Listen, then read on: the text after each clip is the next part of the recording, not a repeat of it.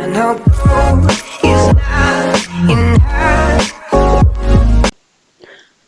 everyone, welcome to Stardust Academy. ഞാൻ റോഷ്ന. നമുക്കിന്ന് financial markets and ഓപ്പറേഷൻസിൽ ഇന്ത്യൻ ഫിനാൻഷ്യൽ സിസ്റ്റം എന്ന് പറഞ്ഞ മൊഡ്യൂളിൽ ഇന്ന് ഡിസ്കസ് ചെയ്യാനുള്ളത് securities and exchange board of India, അതായത് സെബിയെ കുറിച്ചാണ്. അപ്പൊ സെബിയുടെ ഒറിജിൻ, അതിന്റെ ഡെവലപ്മെന്റ്, അതേപോലെ തന്നെ സെബിയുടെ ഒബ്ജക്റ്റീവ്സ്, പവേഴ്സ്, സെബി എങ്ങനെയാണ് മാനേജ് ചെയ്യുന്നത്, അതുപോലെ സെബിയുടെ ഫങ്ഷൻസ്, ഇത്രയും കാര്യങ്ങൾ നമുക്കിന്ന് ഡിസ്കസ് ചെയ്യാം. അപ്പൊ നമുക്ക് നേരെ ക്ലാസ്സിലേക്ക് പോകാം. അപ്പൊ ഫസ്റ്റ് നമുക്ക് നോക്കാം എന്താണ് SEBI. SEBI is a statutory authority to deal with all matters relating to capital market. അപ്പോൾ നമ്മൾ ഡിസ്കസ് ചെയ്തിട്ടുണ്ടായിരുന്നു ഇന്ത്യൻ ഫിനാൻഷ്യൽ സിസ്റ്റത്തിൽ മെയിൻലി രണ്ട് മാർക്കറ്റ്സ് വരുന്നുണ്ട്, മണി മാർക്കറ്റും ക്യാപിറ്റൽ മാർക്കറ്റും. ഇതിൽ ക്യാപിറ്റൽ മാർക്കറ്റിൽ ഡീൽ ചെയ്യുന്ന ഒരു സ്റ്റാറ്റ്യൂട്ടറി അതോറിറ്റിയാണ് സെബി എന്ന് പറയുന്നത്. It is the only regulatory authority to regulate the security market. Security market regulate ചെയ്യുന്ന ഒരേ ഒരു അതോറിറ്റി സെബി ആണ്. It is also the authority in India established to protect the interest of investors in securities. അപ്പൊ നമ്മൾ ഷെയർസിലൊക്കെ invest ചെയ്യുന്ന സമയത്ത് നമ്മൾ investors ആയി മാറി. അപ്പൊ നമ്മുടെ റൈറ്റ്സ്, നമ്മുടെ ഇൻട്രസ്റ്റ് ഒക്കെ പ്രൊട്ടക്ട് ചെയ്യാനുള്ള ഒരു അതോറിറ്റിയാണ് സെബി എന്ന് പറയുന്നത്. It aims to promote the development of security market too.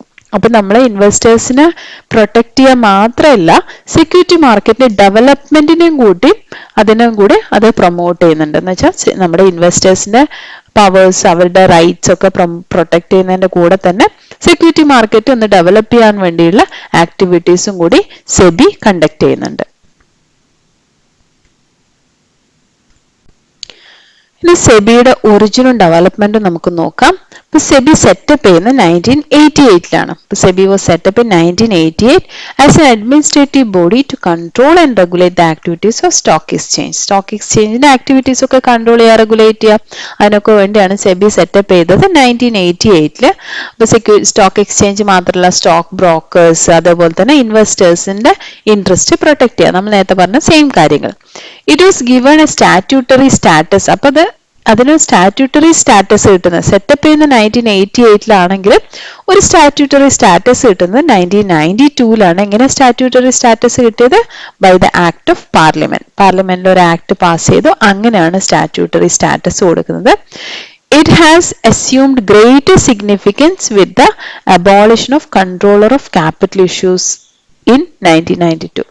അപ്പൊ അതിന് കൂടുതൽ സിഗ്നിഫിക്കൻസ് വരുന്നത്, മുന്നേ ഒരു കൺട്രോളർ ഓഫ് ക്യാപിറ്റൽ ഇഷ്യൂസ് ആയിരുന്നു 1992. അത് ഞാൻ ഒന്നുകൂടി എക്സ്പ്ലെയിൻ ചെയ്തത് ഡീറ്റെയിൽ ആയിട്ട്, പിന്നെ നമുക്ക് ടോപ്പിക്കിൽ വരുന്നുണ്ട്. അപ്പം അത് അബോളിഷ് ചെയ്തിട്ട് എന്ത് ചെയ്തു, നമുക്ക് സെബിയിലേക്ക് എല്ലാ പവേഴ്സും കൊടുത്തു. അപ്പോഴാണ് അതിന് കൂടുതൽ ഇമ്പോർട്ടൻസ് വരുന്നത്. With the policy of economic liberalization, government adopted a free price policy for security issues. Security issues ഒരു free price policy എന്ന് വെച്ചാൽ കുറച്ചുകൂടി റൂൾസ് ആൻഡ് റെഗുലേഷൻസ് ഒക്കെ ലിബറലൈസ് ചെയ്ത് ഒരു ഫ്രീ പ്രൈസ് പോളിസി ഒക്കെ കൊണ്ടുവന്നു. This pushed the new issue to market forces with regard to the amount of share issue, the premium charge, the conversion of debenture, new method of issue, innovative instrument, etc. അപ്പൊ ഇതൊക്കെ പിന്നീട് innovative ആയിട്ടുള്ള കാര്യങ്ങളും പിന്നെ നമ്മുടെ share ഇഷ്യൂടെ എമൗണ്ടിനെ പറ്റിയിട്ടുള്ള അതിൽ market forces included ആയതും ഒക്കെ ഇതിന് ശേഷമാണ്. SEBI assumes new role to this context. അപ്പൊ ഇപ്പം സെബിക്ക് ഇതിന്റെ ഒരു പുതിയൊരു റോളാണ് ഇവിടെ വരുന്നത്. ആദ്യം നമ്മൾ സെറ്റപ്പ് ചെയ്ത ഒരു അഡ്മിനിസ്ട്രേറ്റീവ് ബോഡി ആയിട്ടാണ്, അതിനുശേഷം അതിനൊരു സ്റ്റാറ്റ്യൂട്ടറി സ്റ്റാറ്റസ് കിട്ടി 1992.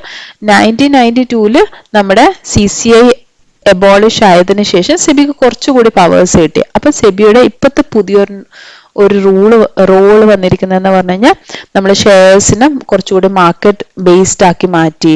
പിന്നെ അതേപോലെ തന്നെ പുതിയ മെത്തേഡ് ഇഷ്യൂ ചെയ്യുന്നതിൽ പുതിയ മെത്തേഡ്സ്, പുതിയ ഇൻസ്ട്രുമെന്റ്സ്, ഇതൊക്കെ കൊണ്ടുവരാൻ സെബിയെ കൊണ്ട് പറ്റിയിട്ടുണ്ട്.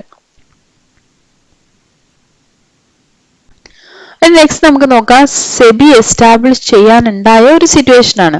അപ്പൊ സെബി എസ്റ്റാബ്ലിഷ് ചെയ്യുന്നതിന് മുന്നേ ഇന്ത്യൻ സെക്യൂരിറ്റി മാർക്കറ്റിൽ ഒരുപാട് പ്രോബ്ലംസ് ഉണ്ടായിരുന്നു. അപ്പൊ ഈ പ്രോബ്ലംസ് ഒക്കെ റെക്ടിഫൈ ചെയ്യാൻ വേണ്ടിയിട്ടാണ് നമുക്ക് സെബി എസ്റ്റാബ്ലിഷ് ആയിരിക്കുന്നത്. അപ്പൊ പ്രോബ്ലംസ് എന്തൊക്കെയാണെന്ന് നമുക്ക് നോക്കാം. ഒന്നാമത്തെ, fragmented regulations and multiplicity of administration. എന്ന് വെച്ചാൽ അതിൽ റെഗുലേഷൻസ് ഇല്ല, ഓരോ പാർട്ടായിട്ട് വരുന്നത്. മൾട്ടിപ്ലിസിറ്റി ഓഫ് അഡ്മിനിസ്ട്രേഷൻ, ഒരുപാട് റെഗുലേറ്ററി ബോഡീസ് വരുന്നുണ്ട് ഇതിൽ എന്ന് വെച്ചാൽ ഒരുപാട് പേര് ഇത് കൺട്രോൾ ചെയ്യുമ്പം അതിനെ നമുക്കറിയാലോ ഒരു അൾട്ടിമേറ്റ് ബോഡി ആയിട്ട് അവിടെ ഒന്നുമില്ല. Primary market were not in the main stream of financial system. Financial സിസ്റ്റത്തിന്റെ മെയിൻ സ്ട്രീമിൽ പ്രൈമറി മാർക്കറ്റ്സ് ഉണ്ടായിരുന്നില്ല. അപ്പൊ പ്രൈമറി മാർക്കറ്റ് എന്ന് പറഞ്ഞാൽ ഷെയർസ് പ്രൈമറി ആയിട്ട് ഇഷ്യൂ ചെയ്യുന്ന ഒരു മാർക്കറ്റ്. അപ്പൊ അത് നമ്മളെ ഫിനാൻഷ്യൽ സിസ്റ്റത്തിന്റെ ഒരു മെയിൻ സ്ട്രീമിൽ ഉണ്ടായിരുന്നില്ല. Poor disclosure in prospectus and balance sheet were not made available to investors. ഇപ്പോൾ പ്രോസ്പെക്ടസ് എന്ന് പറഞ്ഞു കഴിഞ്ഞാൽ ഒരു കമ്പനി ഷെയർസ് ഇഷ്യൂ ചെയ്യുന്ന സമയത്ത് നമുക്കറിയാം പ്രോസ്പെക്ടസ് ഇഷ്യൂ ചെയ്യണം. പിന്നെ നമ്മൾ ഷെയർസ് ഇൻവെസ്റ്റ് ചെയ്യാൻ വേണ്ടി നമ്മൾ കമ്പനിയെ പറ്റി മനസ്സിലാക്കണമെങ്കിൽ നമുക്ക് ബാലൻസ് ഷീറ്റ് വേണം. അപ്പൊ ഇതൊന്നും എന്ത് ചെയ്തിരുന്നില്ല, നമ്മുടെ ഇൻവെസ്റ്റേഴ്സിന് അവൈലബിൾ ആയിരുന്നില്ല.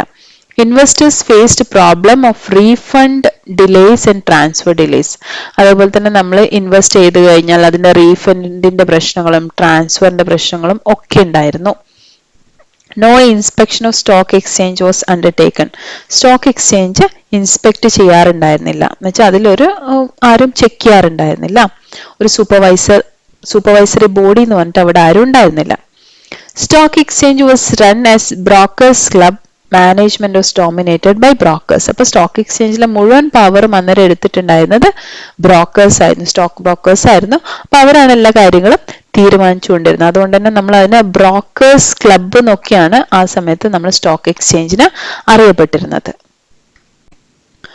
Next, merchant bankers and other intermediaries were unregulated. അതുപോലെ തന്നെ ഇതിനിടയിൽ വരുന്ന ഇന്റർമീഡിയറീസ് ആയിട്ടുള്ള മെർച്ചന്റ് ബാങ്ക്സ് ഇന്റർമീഡിയറി ആയിട്ട് നിൽക്കാറുണ്ട്. അപ്പൊ ഇങ്ങനെയുള്ള ഇന്റർമീഡിയറീസിനൊന്നും റെഗുലേറ്റ് ചെയ്യാൻ ആരും ഉണ്ടായിരുന്നില്ല. No concept of capital adequacy was prevalent. അപ്പൊ capital adequacy എന്ന് പറഞ്ഞ ഒരു കോൺസെപ്റ്റേ ഉണ്ടായിരുന്നില്ല. Mutual funds were virtually unregulated with potential for conflict of interest in structure. Mutual ഫണ്ടിനെയും റെഗുലേറ്റ് ചെയ്യാൻ ആരും ഉണ്ടായിരുന്നില്ല. അതുകൊണ്ട് തന്നെ അതിന്റെ സ്ട്രക്ചറിലുള്ള കുറെ കോൺഫ്ലിക്ട്സ് ഉണ്ടായിരുന്നു. There was poor disclosure by mutual funds. Mutual ഫണ്ട്സിന്റെ അതും ഡീറ്റെയിൽസ് ഒന്നും ഡിസ്ക്ലോസ് ചെയ്തിട്ടുണ്ടായിരുന്നില്ല. NAV പബ്ലിഷ് ചെയ്തിട്ടുണ്ടായിരുന്നില്ല. അതിന്റെ വാല്യൂഷൻ എങ്ങനെയാണ് കാൽക്കുലേറ്റ് ചെയ്യുന്നത് അതിനെ പറ്റിയിട്ടുള്ള ഒരു റൂൾസ് ആൻഡ് റെഗുലേഷൻസ് ഒന്നും പ്രിസ്ക്രൈബ് ചെയ്തില്ല. അപ്പൊ ഇതൊന്നും ഇൻവെസ്റ്റേഴ്സിന് ഇൻവെസ്റ്റേഴ്സിന്റെ ഇൻഫർമേഷൻസ് ഒന്നും പ്രൊവൈഡഡ് അല്ല. Takeover were regulated only through listing agreement between stock exchange and the company. അപ്പം ഒരു കമ്പനി ടേക്ക് ഓവർ ചെയ്യുന്ന സമയത്ത് അത് നമ്മൾ റെഗുലേറ്റ് ചെയ്തിരുന്നത് ലിസ്റ്റിംഗ് എഗ്രിമെന്റ് ആണ്. സ്റ്റോക്ക് എക്സ്ചേഞ്ചും കമ്പനിയും തമ്മിലുള്ള ഒരു ലിസ്റ്റിംഗ് എഗ്രിമെന്റ് മാത്രമേ ഉണ്ടായിരുന്നുള്ളൂ. അല്ലാതെ അതിന് ഒരു ഗവേണിംഗ് ബോഡി ആയിട്ട് ആരും റെഗുലേറ്റ് ചെയ്തിരുന്നില്ല. No prohibition of insider trading. Insider trading എന്ന് പറഞ്ഞു കഴിഞ്ഞാൽ എന്ന് വെച്ചാൽ നമ്മളൊരു കമ്പനിക്ക് അകത്തുള്ള എന്തെങ്കിലും ഒരു സീക്രട്ട് ആയിട്ടുള്ള ഇൻഫർമേഷൻ നമ്മൾ അറിയുകയും അത് വെച്ചിട്ട് നമുക്ക് എന്ത് ചെയ്യാം, അതിനനുസരിച്ച് നമുക്ക് ഷെയർ മാർക്കറ്റ് എങ്ങോട്ട് നീങ്ങുന്നതനുസരിച്ച് നമുക്ക് സ്പെക്കുലേഷൻ ചെയ്യാൻ പറ്റും. അപ്പൊ അത് ശരിക്കും പ്രൊഹിബിറ്റഡ് ആണ്, ഇല്ലീഗൽ ആണ്. നമുക്ക് ഇൻസൈഡർ ട്രേഡിംഗ് ചെയ്യാൻ പറ്റില്ല. അങ്ങനെയാണെങ്കിൽ കമ്പനിക്ക് അകത്തുള്ള ആൾക്കാർക്ക് എംപ്ലോയീസിനൊക്കെ ഇൻഫർമേഷൻ ഉണ്ടെങ്കിൽ അവർക്ക് അതിനനുസരിച്ച് ഷെയർസിനെ മാനിപ്പുലേറ്റ് ചെയ്യാൻ പറ്റും. അപ്പം അങ്ങനെയുള്ള ഒരു പ്രൊഹിബിഷൻ ആ സമയത്ത് ഉണ്ടായിരുന്നില്ല. Fraudulent and unfair trade practices were common. അപ്പോൾ ഒരു ഫ്രോഡുലന്റ് ആയിട്ടുള്ള കുറെ ആക്ടിവിറ്റീസും ഇല്ലീഗൽ ആക്ടിവിറ്റീസും ഒക്കെ ആ സമയത്ത് ഭയങ്കര കോമൺ ആയിട്ട് നടക്കുന്ന ഒരു കാര്യം മാത്രമായിരുന്നു. അപ്പൊ ഇങ്ങനെയുള്ള പ്രോബ്ലംസ് എല്ലാം കാരണം എന്ത് ചെയ്തു, നമ്മള് സെബി എസ്റ്റാബ്ലിഷ് ചെയ്തു. അപ്പൊ സെബി എസ്റ്റാബ്ലിഷ് ചെയ്ത് സെബി ആക്ട് 1992 പ്രകാരം സെബിയുടെ കുറച്ച് ഒബ്ജക്റ്റീവ്സ് നമ്മൾ ലേ ഡൗൺ ചെയ്ത് വെച്ചിട്ടുണ്ട്. എന്തൊക്കെയാണ് മെയിൻ റീസൺസ്, സെബിയുടെ മെയിൻ കാര്യങ്ങൾ, മെയിൻ ഒബ്ജക്റ്റീവ്സ് എന്തൊക്കെയാണെന്ന് പറഞ്ഞിട്ടുണ്ട്. അപ്പൊ അത് ഏതൊക്കെയാന്ന് നോക്കാം. ഒന്നാമത്തെ, to protect the interest of investors in securities. ഇപ്പൊ നമ്മൾ ആരൊക്കെയാണ് സെക്യൂരിറ്റിയിൽ ഇൻവെസ്റ്റ് ചെയ്യുന്നത് അവരുടെ ഇൻട്രസ്റ്റ് പ്രൊട്ടക്ട് ചെയ്യാം. രണ്ടാമത്തെ, to promote the development of securities market. Security മാർക്കറ്റിന്റെ ഡെവലപ്മെന്റിനെ പ്രൊമോട്ട് ചെയ്യാം. To regulate security market. Security മാർക്കറ്റിനെ റെഗുലേറ്റ് ചെയ്യാം. ഇതാണ് മെയിൻ ആയിട്ടുള്ള 3 ഒബ്ജക്റ്റീവ്സ് എന്ന് പറയുന്നത്. നാലാമത്തെ പറഞ്ഞ to provide for the matters connected with or incidental to the aforesaid purpose. അപ്പൊ ഈ മേലെ പറയുന്ന 3 കാര്യങ്ങളും ചെയ്യാൻ വേണ്ടിയുള്ള എല്ലാ കാര്യങ്ങളും ചെയ്യാന്നുള്ളതാണ്. അതുമായിട്ട് റിലേറ്റഡ് ആയിട്ടുള്ള എന്തെങ്കിലും കാര്യം വരുവാണെങ്കിൽ അതും ചെയ്യാം. അപ്പൊ മെയിൻ 3 ഒബ്ജക്റ്റീവ്സ് ആണ് നമുക്ക് പറയുന്നത്. ഒന്നാമത്തെ ഒബ്ജക്റ്റീവ്സ് എന്ന് പറഞ്ഞാൽ ഇൻവെസ്റ്റേഴ്സിന്റെ ഇൻട്രസ്റ്റ് പ്രൊട്ടക്ട് ചെയ്യാം. രണ്ടാമത്തത് സെക്യൂരിറ്റി മാർക്കറ്റിന്റെ ഡെവലപ്മെന്റ് പ്രൊമോട്ട് ചെയ്യാം. സെക്യൂരിറ്റി മാർക്കറ്റിന് എന്ത് ചെയ്യാം, റെഗുലേറ്റ് ചെയ്യാം. ഇതായിരുന്നു മെയിൻ 3 ഒബ്ജക്റ്റീവ്സ്. പിന്നെ നാലാമത്തെ ഒബ്ജക്റ്റീവ് പറഞ്ഞാൽ ഇത് ചെയ്യാൻ ആവശ്യമായ എന്തെങ്കിലും ഇൻസിഡന്റൽ ആയിട്ടുള്ള കാര്യങ്ങൾ ഉണ്ടെങ്കിൽ അതും കൂടി ചെയ്യാം. അപ്പൊ സെബിക്ക് 3 ഒബ്ജക്റ്റീവ്സ് ഉണ്ടെന്ന് മനസ്സിലായി. അപ്പൊ ഈ ഒബ്ജക്റ്റീവ്സ് ഒക്കെ ചെയ്യണമെങ്കിൽ, ഈ ഒബ്ജക്റ്റീവ്സ് അച്ചീവ് ചെയ്യണമെങ്കിൽ കുറച്ച് പവേഴ്സ് വേണം അല്ലെ. പവേഴ്സ് ഇല്ലാതെ വെറുതെ ഒബ്ജക്റ്റീവ്സ് നമുക്ക് ചെയ്യാൻ പറ്റില്ല. അപ്പൊ അങ്ങനെയാണെങ്കിൽ സെബിയുടെ പവേഴ്സ് എന്തൊക്കെയാന്ന് നോക്കാം. Make rules, guidelines and regulations and issue notification and circulation for disciplined growth of security market. ഇപ്പോൾ സെക്യൂരിറ്റി മാർക്കറ്റിന്റെ ഡിസിപ്ലിൻഡ് ആയിട്ടുള്ള ഒരു ഗ്രോത്തിന് വേണ്ടി അതിന് കുറച്ച് റൂൾസ് ഒക്കെ ഉണ്ടാക്കാം. മേക്ക് റൂൾസ്, ഗൈഡ് ലൈൻസ് ഇതൊക്കെ ഉണ്ടാക്കാം, റെഗുലേഷൻസ് ഉണ്ടാക്കാം. എന്നിട്ട് ഇതിനെ സർക്കുലേറ്റ് ചെയ്യാം, ആൾക്കാരിലേക്ക് അറിയിക്കാം. വെറുതെ ഉണ്ടാക്കി വെച്ചിട്ട് കാര്യമില്ല അല്ലെ. അപ്പൊ റൂൾസ് ഒക്കെ ഉണ്ടാക്കിയിട്ട് അത് ആൾക്കാരെ അറിയിക്കാം. രണ്ടാമത്തെ, issue directions in the interest of investors and orderly development of security market. നമ്മൾ പറഞ്ഞ 2 മെയിൻ ഫംഗ്ഷൻസ് ഇല്ലേ, ആ 2 ഫംഗ്ഷൻ തന്നെയാ പറഞ്ഞത്. അപ്പൊ അത് ചെയ്യാൻ വേണ്ടിയുള്ള എന്തൊക്കെയാണ് ഡയറക്ഷൻസ് അത് ഇഷ്യൂ ചെയ്യാം. Next, regulate the functioning of different market intermediaries associated with security market. Security മാർക്കറ്റുമായിട്ട് റിലേറ്റഡ് ആയിട്ടുള്ള എന്തൊക്കെ ഇന്റർമീഡിയറീസ് ഉണ്ട് അവരെ നമ്മൾ എന്ത് ചെയ്യാം, റെഗുലേറ്റ് ചെയ്യാം. Next, cancel or suspend registration of intermediaries. എന്തെങ്കിലും ഇന്റർമീഡിയറീസ് ഇല്ലീഗലായിട്ട് പ്രവർത്തിക്കുന്നുണ്ടെങ്കിൽ അവരുടെ രജിസ്ട്രേഷൻ ക്യാൻസൽ ചെയ്യാനുള്ള റൈറ്റ്, പവർ ഉണ്ട് നമ്മുടെ സെബിക്ക്. Regulate the issue of capital issue regulate ചെയ്യാം. ഇപ്പൊ ക്യാപിറ്റൽ ഇഷ്യൂ നമ്മൾ ചെക്ക് ചെയ്യാം. അപ്പൊ അതിലേക്ക് ലീഗൽ ഫോമിലാണോ പോകുന്നത് എന്നൊക്കെ നോക്കാം, അത് റെഗുലേറ്റ് ചെയ്യാം. Grant and renew recognition of stock exchange. Stock എക്സ്ചേഞ്ചിന് റീസെന്റ് അവരുടെ ആക്ടിവിറ്റീസ് ഒക്കെ എന്ത് ഇൻസ്പെക്ട് ചെയ്യാം. എന്നിട്ട് അവർക്ക് റെക്കഗ്നിഷൻ എന്ന് വെച്ചാൽ അവരുടെ ലൈസൻസ് റെക്കഗ്നൈസ് ചെയ്യുക, റിന്യൂ ചെയ്യുക, ഗ്രാൻഡ് ചെയ്യുക, ഇതിനൊക്കെയുള്ള റൈറ്റ്സ് ഉണ്ട്. കൺസിഡർ അപ്പീൽ അഗെയിൻസ്റ്റ് ലിസ്റ്റിംഗ് റെഫ്യൂസൽസിന് എന്തെങ്കിലും, നമ്മൾ നേരത്തെ പറഞ്ഞു റെഫ്യൂസൽസ് ഒക്കെ ഡിലേ ആയിരുന്നു, അപ്പൊ അതിനനുസരിച്ച് എന്തെങ്കിലും അപ്പീൽ വരുവാണെങ്കിൽ അതെന്ത് ചെയ്യാം, കൺസിഡർ ചെയ്യാം. Next, issue directives to stock exchange and to oversee the bylaws, listing agreements and administration. Stock എക്സ്ചേഞ്ചിലേക്ക് നമ്മൾ എന്ത് ചെയ്യുക, ഇൻസ്ട്രക്ഷൻസ് കൊടുക്കുക, അവരുടെ ബൈലോസ് ഒക്കെ ചെക്ക് ചെയ്യുക, അവരുടെ അഗ്രിമെന്റ്സ്, അവരുടെ വർക്കിംഗ് എങ്ങനെയാണ്, ഇതൊക്കെ എന്ത് ചെയ്യുക, റെഗുലേറ്റ് ചെയ്യാം. Conduct enquiries and audit of stock exchange. Stock എക്സ്ചേഞ്ചിന് എന്ത് ചെയ്യുക, അവർ എൻക്വയറി നടത്താം, അവിടെ ഓഡിറ്റ് നടത്താം. Act against issues of violation related to issue of capital. Issue of ക്യാപിറ്റലിന്റെ എന്തെങ്കിലും റൂൾസ് വയലേറ്റ് ചെയ്യുന്നുണ്ടെങ്കിൽ അവർക്കെതിരെ ആക്ഷൻസ് എടുക്കാം. Act against fraudulent inducement to invest in securities. സെക്യൂരിറ്റിയിൽ ഇൻവെസ്റ്റ് ചെയ്യാൻ വേണ്ടി നമ്മൾ എന്ത് ചെയ്യാം, ഫോൾസ് ആയിട്ട് ഇൻഡ്യൂസ് ചെയ്യാന്ന് വെച്ചാൽ നമ്മൾ പ്രഷറൈസ് ചെയ്യാം, ഇല്ലാത്ത കാര്യങ്ങൾ പറഞ്ഞ് നമ്മളെ ഇൻവെസ്റ്റ് ചെയ്യിപ്പിക്കാം. അപ്പൊ അതിനൊക്കെ എഗെയിൻസ്റ്റ് ആയിട്ടുള്ള ആക്ഷൻ എടുക്കാം. Prohibit any company from issuing of prospectus or documents or advertisement. ഇപ്പം ഏതെങ്കിലും ഒരു കമ്പനി അതെന്ത് ചെയ്യാം, അതിന് പ്രോസ്പെക്ടസ്, അതേപോലെ തന്നെ ഓഫർ ഡോക്യുമെന്റ്സ് ഓർ അഡ്വർടൈസ്മെന്റ് എന്തെങ്കിലും കൊടുക്കുന്നുണ്ടെങ്കിൽ അതിനെ റെഗുലേറ്റ് ചെയ്യാം. Regulate disclosure in prospectus. പ്രോസ്പെക്ടസിൽ എന്തൊക്കെ ഡിസ്ക്ലോസ് ചെയ്യണം എന്നുള്ള കാര്യം തീരുമാനിക്കാം. Specify form and content of prospectus. പ്രോസ്പെക്ടസിന്റെ ഫോം ഇങ്ങനെ ആയിരിക്കണം, അതിനകത്ത് ഇങ്ങനെയുള്ള കാര്യങ്ങൾ ഉണ്ടായിരിക്കണം എന്നൊക്കെ എന്ത് ചെയ്യാം, സ്പെസിഫൈ ചെയ്ത് കൊടുക്കാം. നമ്മൾ നേരത്തെ ഒരു കാര്യം പറഞ്ഞിട്ടുണ്ടായിരുന്നു, എന്താ പ്രോസ്പെക്ടസിലെല്ലാം ഡിസ്ക്ലോസ് ചെയ്തില്ല, മിസ്ലീഡിംഗ് ആയിരുന്നു എന്നൊക്കെ. അപ്പൊ അതിനു വേണ്ടിയാണ് ഈ ആക്ഷൻസ്, ഈ പവേഴ്സ് സെബിക്കുള്ളത്. Next, grant incorporation of companies. Incorporation of company എന്ന് പറഞ്ഞാൽ കമ്പനീസിന് എന്താ രജിസ്റ്റർ ചെയ്തിട്ട് ഇൻകോർപ്പറേഷൻ സർട്ടിഫിക്കറ്റ് കൊടുക്കുന്ന പ്രൊസീജിയർ. Inspect companies affairs. കമ്പനിയിൽ നടക്കുന്ന കാര്യങ്ങളൊക്കെ ഇൻസ്പെക്ട് ചെയ്യാം. Next, investigate fraudulent transaction in securities and violation made by any intermediary or any person associated with market. മാർക്കറ്റുമായിട്ട് ബന്ധപ്പെട്ട ആരെങ്കിലും, ഇന്റർമീഡിയറി ആരെങ്കിലും അവിടെ എന്തെങ്കിലും ഒരു ഫ്രോഡുലന്റ് ട്രാൻസാക്ഷൻ നടത്തിയിട്ടുണ്ടെങ്കിൽ അതിനെപ്പറ്റി ഇൻവെസ്റ്റിഗേഷൻ നടത്താം. Suspend the trading of any security or restrain any person from trading, impound and retain the proceeds of securities in respect of any transaction which is under investigation. അപ്പോൾ നമ്മൾ invest ചെയ്യുന്ന സമയത്ത് ആ ടൈമിലേക്ക് നമുക്ക് എന്ത് ചെയ്യാം, ആ സെക്യൂരിറ്റിയുടെ ട്രേഡിംഗ് എന്ത് ചെയ്യാം, സസ്പെൻഡ് ചെയ്യാം. അല്ലെങ്കിൽ ഒരാളാണ് ചെയ്തിരിക്കുന്നതെങ്കിൽ അയാളെ നമുക്ക് ട്രേഡിംഗ് എന്ന് റെസ്ട്രെയിൻ ചെയ്യാം, എന്ന് വെച്ചാൽ കുറച്ച് കാലത്തേക്ക് അയാൾക്ക് ട്രേഡ് ചെയ്യാൻ പറ്റില്ല എന്നുള്ള ഒരു സിറ്റുവേഷൻ നമുക്ക് ആക്കാൻ പറ്റും.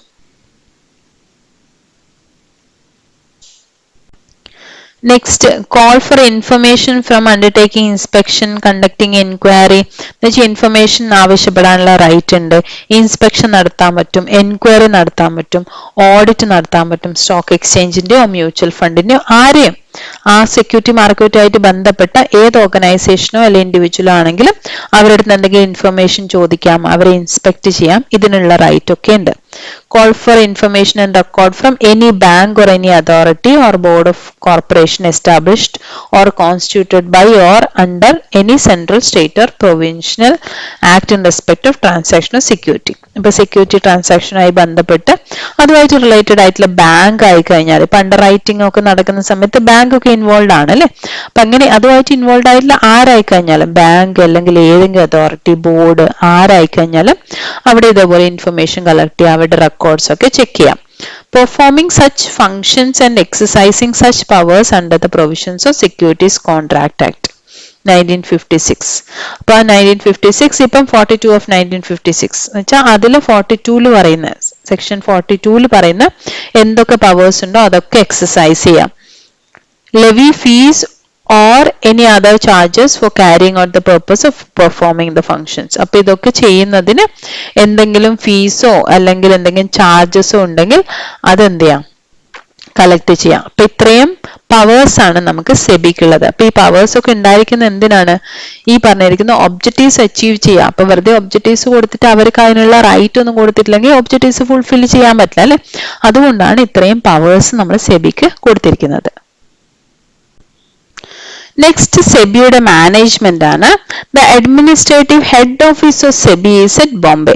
അപ്പൊ അതിന്റെ ഹെഡ് ഓഫീസ് കിടക്കുന്ന എവിടെയാണ്, ബോംബെയിലാണ്. It has 4 regional offices, 4 regional offices ഉണ്ട്. ഒന്ന് ന്യൂഡൽഹി, പിന്നെ ചെന്നൈ, കൽക്കട്ട, അഹമ്മദാബാദ്. ഈ 4 സ്ഥലത്തും റീജിയണൽ ഓഫീസസ് ഉണ്ട്. മെയിൻ ഓഫീസ്, ഹെഡ് ഓഫീസ് വരുന്ന ബോംബെയിലാണ്. The management board of SEBI consist of 9 members. അപ്പൊ അതിന്റെ മാനേജിംഗ് ബോർഡിൽ 9 ആൾക്കാരെ ഉള്ളത്. ഒരു ചെയർമാൻ ഉണ്ട്, chairman, 2 members from Ministry of Finance. Ministry of Finance എന്നും Corporate Affairs എന്നുമായിട്ട് 2 പേര്. 1 nominee from Reserve Bank of India. ഒരു നോമിനി വരുന്നത് റിസർവ് ബാങ്ക് ഓഫ് ഇന്ത്യ എന്നാണ്. And 5 other members appointed by central government. പിന്നെ 5 പേര് സെൻട്രൽ ഗവൺമെന്റ് അപ്പോയിന്റ് ചെയ്തതാണ്. The chairman is appointed by central government. ചെയർമാനെ appoint ചെയ്യുന്ന ആരാണ്, സെൻട്രൽ ഗവൺമെന്റ് ആണ്. The SEBI works under the minister of finance. അപ്പൊ SEBI directly minister of ഫിനാൻസിന്റെ അണ്ടറിലാണ് വർക്ക് ചെയ്യുന്നത്. While question on policy matter arise, central government reserves the right to supersede the board. ഇനിയിപ്പോ എന്തെങ്കിലും പോളിസി മാറ്റേഴ്സ് വരുവാണെങ്കിൽ അവിടെ പവർ ആർക്കായി മാറും, സെൻട്രൽ ഗവൺമെന്റിനായി മാറും. The present chairperson of SEBI is miss Madhabi Puri Buch. അപ്പൊ ഇവരാണ് ചെയർപേഴ്സൺ. ഫസ്റ്റ് പ്രസന്റ് ഇപ്പോൾ ഉള്ള സെബിയുടെ ചെയർപേഴ്സൺ എന്ന് പറയുന്നത് ഇവരാണ്, ഇദ്ദേഹമാണ്. നെക്സ്റ്റ് നമുക്ക് നോക്കാം സെബിയുടെ ഫങ്ഷൻസ്. അപ്പൊ സെബിയുടെ ഫങ്ഷൻസ് എന്ന് പറയുമ്പോൾ അത് മെയിൻ ആയിട്ട് 2 കാറ്റഗറി ഫങ്ഷൻസ് ആണ് വരുന്നത്. ഡെവലപ്മെന്റൽ ഫങ്ഷൻസും റെഗുലേറ്ററി ഫങ്ഷൻസും. ഇപ്പൊ ഡെവലപ്മെന്റൽ ഫങ്ഷൻസ് എന്തൊക്കെയാന്ന് നോക്കാം. ഒന്നാമത്തത് പ്രൊമോട്ടിംഗ് ഇൻവെസ്റ്റേഴ്സ് എഡ്യൂക്കേഷൻ. ഇപ്പോൾ ഡെവലപ്പ് ചെയ്യാൻ വേണ്ടിയിട്ട് സെബിയുടെ സെക്യൂരിറ്റി മാർക്കറ്റിന്റെ ഡെവലപ്മെന്റിന് വേണ്ടി നമുക്ക് ചെയ്യാൻ പറ്റുന്ന ഒരു കാര്യം എന്താ, ഇൻവെസ്റ്റേഴ്സിനെ എഡ്യൂക്കേറ്റ് ചെയ്യുക അല്ലെ.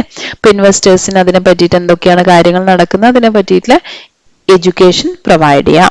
Training intermediaries of security market. അതേപോലെ തന്നെ ഇന്റർമീഡിയറീസിന് ട്രെയിനിങ് കൊടുക്കുക, സെക്യൂരിറ്റി മാർക്കറ്റിൽ എങ്ങനെയൊക്കെയാണ് വർക്ക് ചെയ്യേണ്ടത് അതിനെ പറ്റി. Promotion of fair practices and code of conduct of all self regulatory organisation. ഇതുകൂടാതെ എല്ലാ സെൽഫ് റെഗുലേറ്ററി ഓർഗനൈസേഷനും കോഡ് ഓഫ് കണ്ടക്ട് അതേപോലെ തന്നെ ഫെയർ പ്രാക്ടീസ് ഒക്കെ പ്രൊമോട്ട് ചെയ്യാം, എന്ന് വെച്ചാൽ അതിൽ ഇല്ലീഗൽ ആയിട്ടുള്ള കാര്യങ്ങളൊന്നും നടക്കാതിരിക്കാൻ വേണ്ടി. Conducting research and publishing information useful to all market participants. ഈ പറഞ്ഞ എല്ലാവരും, ഇൻവെസ്റ്റർ ആയിക്കഴിഞ്ഞാലും ഇന്റർമീഡിയറി ആയിക്കഴിഞ്ഞാലും സെൽഫ് റെഗുലേറ്ററി ഓർഗനൈസേഷൻ ആയിക്കഴിഞ്ഞാലും എല്ലാവർക്കുമുള്ള ഇൻഫർമേഷൻസ് പ്രൊവൈഡ് ചെയ്യാം. എന്ന് വെച്ചാൽ റിസർച്ച് ഒക്കെ നടത്തി അങ്ങനെയുള്ള ഇൻഫർമേഷൻസ് എന്തൊക്കെയാണ് ഉള്ളതെന്ന് വെച്ച് കഴിഞ്ഞാൽ അതൊക്കെ എന്ത് ചെയ്യാം, പബ്ലിഷ് ചെയ്യാം. ഇപ്പൊ ഡെവലപ്പ് ചെയ്യാൻ വേണ്ടി സെക്യൂരിറ്റി മാർക്കറ്റിന്റെ ഡെവലപ്മെന്റിന് വേണ്ടി ഇത്രയും ഫംഗ്ഷൻസ് ചെയ്യുന്നുണ്ട്. അതിന് സെക്യൂരിറ്റി മാർക്കറ്റിനെ റെഗുലേറ്റ് ചെയ്യാൻ വേണ്ടി സെബി എന്തൊക്കെ ചെയ്യുന്നു, regulating the business in stock exchange in any other security market. Security മാർക്കറ്റിലെ എന്തായി കഴിഞ്ഞാലും സ്റ്റോക്ക് എക്സ്ചേഞ്ച് ആയി കഴിഞ്ഞാലും അവിടെ എന്തൊക്കെയാണ് നടക്കുന്നത് അത് മുഴുവൻ റെഗുലേറ്റ് ചെയ്യാം. Registering and regulating the working of stock brokers, sub brokers, share transfer agent, bankers to the issue, trustee, അങ്ങനെ ആരൊക്കെയാണ് ഇരിക്കുന്നത്, എന്തൊക്കെ ഇന്റർമീഡിയറീസ് ആണ് ഇരിക്കുന്നത് അവരുടെ രജിസ്ട്രേഷൻ നോക്കാം, അവരെ റെഗുലേറ്റ് ചെയ്യാം. Next suspending or cancelling the registration of market intermediaries. Market ഇന്റർമീഡിയറീസിന്റെ രജിസ്ട്രേഷൻ എന്തൊക്കെയാണ് അത് ചെക്ക് ചെയ്യുക. സസ്പെൻഡ് ചെയ്യാനാണെങ്കിൽ സസ്പെൻഡ് ചെയ്യുക, ക്യാൻസൽ ചെയ്യേണ്ടതാണെങ്കിൽ ക്യാൻസൽ ചെയ്യുക. Registering and regulating the working of the depositories. Depositories ആരൊക്കെയാണുള്ളത് അവരെയൊക്കെ അവരുടെ രജിസ്ട്രേഷൻ അവരുടെ റെഗുലേഷൻ നോക്കാം. അപ്പം ഡെപ്പോസിറ്ററീസ് ഉദ്ദേശിക്കുന്ന പാർട്ടിസിപ്പൻസ്, കസ്റ്റോഡിയൻസ് ഓഫ് സെക്യൂരിറ്റി, ഇങ്ങനെയുള്ള ആൾക്കാർ. Foreign institutional investors, foreign investors ഉണ്ടാവും. അപ്പൊ അതിനെ എന്ത് ചെയ്യാം, റെഗുലേറ്റ് ചെയ്യുക, രജിസ്ട്രേഷൻ നോക്കാം. ക്രെഡിറ്റ് റേറ്റിംഗ് ഏജൻസീസ് ഉണ്ട്. അതേപോലെ തന്നെ എന്തെങ്കിലും ഇന്റർമീഡിയറി ബോർഡ് വരുന്നുണ്ട്. അപ്പൊ എന്തൊക്കെ ആയിക്കഴിഞ്ഞാലും എല്ലാവരുടെ രജിസ്ട്രേഷനും നോക്കാം, അതിനെന്ത് ചെയ്യാം, റെഗുലേറ്റ് ചെയ്യാം. രജിസ്റ്റർ ചെയ്യാൻ മാത്രമല്ല റെഗുലേഷൻ നടത്താം. Next registering and regulating the working of venture capital fund. Venture capital ഫണ്ടിന്റെ രജിസ്ട്രേഷൻ, അതിന്റെ regulation. And collective investment scheme. Venture capital പോലെ തന്നെ വരുന്നതാണ് മ്യൂച്വൽ ഫണ്ട്സിൽ വരുന്ന കളക്റ്റീവ് ഇൻവെസ്റ്റ്മെന്റ് സ്കീംസ്. അപ്പൊ അതൊക്കെ എന്ത് ചെയ്യാം, റെഗുലേറ്റ് ചെയ്യാം. Promoting and regulating self regulatory organisation. Self regulatory organisations ഉണ്ട്. അപ്പൊ അതിനെന്തൊക്കെയാന്ന് വെച്ചാൽ ഇൻഡിപെൻഡന്റ് ആയിട്ട് ഇതിൽ വർക്ക് ചെയ്യുന്ന ആൾക്കാർ, ഓർഗനൈസേഷൻസ്. അപ്പൊ അതിനൊക്കെ എന്ത് ചെയ്യാം, പ്രൊമോട്ട് ചെയ്യാം. Prohibiting fraudulent and unfair trade practices. ഇപ്പൊ എന്തെങ്കിലും അൺഫെയർ ആയിട്ടുള്ള കാര്യങ്ങൾ നടക്കുന്നുണ്ടെങ്കിൽ അതിനെന്ത് ചെയ്യാം, പ്രൊഹിബിറ്റ് ചെയ്യാം.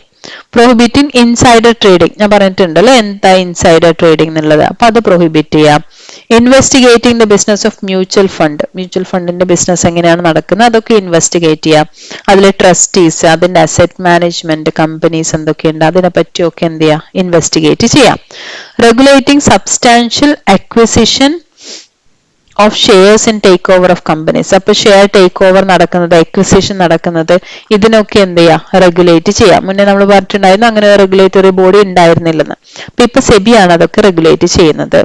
Performing such other function as may be prescribe to protect the interest of investors. അപ്പൊ ഈ കാര്യങ്ങളൊക്കെ ചെയ്യാൻ വേണ്ടി എന്തെങ്കിലും ഫംഗ്ഷൻസ് ചെയ്യാനുണ്ടോ അതൊക്കെ എന്ത് ചെയ്യാം, ചെയ്യാം. അപ്പൊ അതിന്റെ മെയിൻ ആയിട്ടുള്ള നമ്മൾ പറഞ്ഞിരിക്കുന്ന ഒബ്ജക്റ്റീവ്സ് ആയിട്ടുള്ള protecting interest of investors, promoting development of security market, ഇതിനൊക്കെ ആവശ്യമുള്ള എന്തൊക്കെ ഫംഗ്ഷൻസ് വരുന്നുണ്ടോ എല്ലാ ഫംഗ്ഷൻസും പെർഫോം ചെയ്യാം. ഇപ്പൊ നമ്മൾ ഇന്നത്തെ ക്ലാസ്സിൽ ഡിസ്കസ് ചെയ്തത് ഇന്ത്യൻ ഫിനാൻഷ്യൽ സിസ്റ്റത്തിൽ വരുന്ന ഒരു പോർഷൻ ആണ് securities and exchange board of India, അതായത് സെബിയെ പറ്റി അല്ലേ. അപ്പൊ സെബി എങ്ങനെയാണ് ഡെവലപ്പ് ചെയ്തത്, സെബിയുടെ ഒറിജിൻ എങ്ങനെയാണ്, അതിന്റെ ഡെവലപ്മെന്റ് എങ്ങനെയാണ്, ഇനി സെബി ഉണ്ടാവാൻ, രജിസ്റ്റർ ചെയ്യാൻ അല്ലെങ്കിൽ സെബി എസ്റ്റാബ്ലിഷ് ആവാൻ ഉണ്ടായ കാരണങ്ങൾ എന്തൊക്കെയാണ്, അപ്പോൾ ഉണ്ടായ പ്രോബ്ലംസ് എന്തൊക്കെയാണ്, ഇനി സെബിയുടെ ഒബ്ജക്റ്റീവ്സ് എന്തൊക്കെയാണ് വരുന്നത്, അതുപോലെ തന്നെ സെബിയുടെ പവേഴ്സ് എന്തൊക്കെയാണ്. ഒബ്ജക്റ്റീവ്സ് മെയിൻലി 4 മാത്രമേ ഉള്ളൂ. ഇനി ഇതിന് വേണ്ടിയുള്ള പവേഴ്സ് നമുക്ക് ഒരു 22 പവേഴ്സ് തന്നിട്ടുണ്ട്. നിങ്ങൾക്ക് പവേഴ്സ് ക്വസ്റ്റ്യൻ ചോദിച്ചത് കംപ്ലീറ്റ് എഴുതണമെന്നില്ല, ഇമ്പോർട്ടന്റ് ആയിട്ടുള്ള പവേഴ്സ് മാത്രം എഴുതിയാൽ മതിയാവും. ഇനി സെബിയുടെ മാനേജ്മെന്റ് എങ്ങനെയാണ് വരുന്നത്, അതിൽ എത്ര ആൾക്കാരുണ്ട്, ആരൊക്കെയാണ് ചെയർപേഴ്സൺ, എങ്ങനെയാണ്, ഇങ്ങനെയുള്ള കാര്യങ്ങളൊക്കെ ഡിസ്കസ് ചെയ്തിട്ടുണ്ട്. സെബിയുടെ ഫംഗ്ഷൻസ്, മെയിൻ ആയിട്ട് 2 ഫംഗ്ഷൻസ് നമ്മൾ പറഞ്ഞു അല്ലെ, ഡെവലപ്മെന്റൽ ഫംഗ്ഷൻസും റെഗുലേറ്ററി ഫംഗ്ഷൻസും. അപ്പൊ ഈ 2 ഫംഗ്ഷൻസ് നമ്മൾ ഡീറ്റെയിൽ ആയിട്ട് എക്സ്പ്ലെയിൻ ചെയ്തിട്ടുണ്ട്. അപ്പൊ നമ്മുടെ ഇന്ത്യൻ ഫിനാൻഷ്യൽ സിസ്റ്റത്തിൽ വരുന്ന ഫസ്റ്റ് ചാപ്റ്റർ നമ്മൾ ഇവിടെ കംപ്ലീറ്റ് ആയിട്ടുണ്ട്. ഫസ്റ്റ് മൊഡ്യൂൾ ഇവിടെ കംപ്ലീറ്റ് ആയിട്ടുണ്ട്. നെക്സ്റ്റ് ക്ലാസ്സിൽ നമുക്ക് എന്ത് ചെയ്യാം, സെക്കൻഡ് മൊഡ്യൂൾ സ്റ്റാർട്ട് ചെയ്യാം, എന്ന് വെച്ചാൽ പ്രൈമറി മാർക്കറ്റ്. പ്രൈമറി മാർക്കറ്റിന്റെ ഡീറ്റെയിൽസ് നമുക്ക് നെക്സ്റ്റ് ക്ലാസ്സിൽ ഡിസ്കസ് ചെയ്യാം. അപ്പൊ ഇതുവരെ എല്ലാവർക്കും ക്ലിയർ ആയി എന്ന് വിചാരിക്കുന്നു. അടുത്ത വീഡിയോയിൽ കൂടി വീണ്ടും കാണാം. അതുവരേക്കും ഹാപ്പി ലേണിംഗ്.